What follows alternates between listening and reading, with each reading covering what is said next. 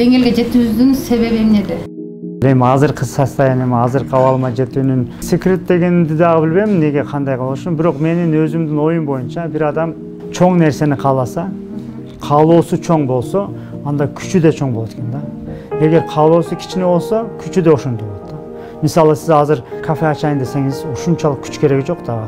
Ошо бир аренда табасыз, акча канча ошондо эсептейсиз. Эгер мисалы дүйнөлүк коуч болом десеңиз, туура, же бир мировой бизнес кылам десеңиз, анда эмне кылат? Уже автоматически подсознательно сиз ошого күч керек болот да. Ошо күчтү алышыңыз керек болот, анан аябай изилденген болот да. Ошо мен да баягы кичинемден бери дүйнөнү кыдырып, кандайча дүйнөгө салым кошуу деген максатым болгон үчүн, аябай каалоом болгон үчүн ушул даражага келип калдым деп ойлойм.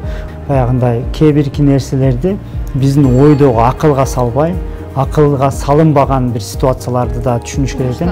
Кулушу мисал айталы, бир каалоо сезимине анан Кудайга таштоо деген.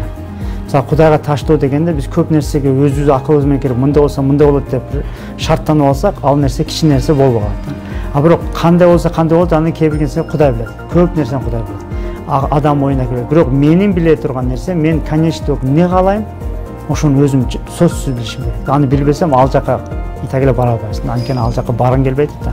Ошо мен өзүм каалоону билем, мировой коуч, крупный бизнесмен, анан аябай чоң акчалар менен инвестиция менен. Ошолорду билем, ошолорду каалай берем.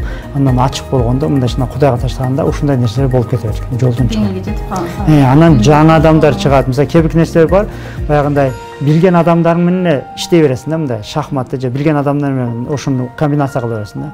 Эгер ачык болсоң, Кудайга ачык болсоң, Кудай жаңы комбинациялар берет да.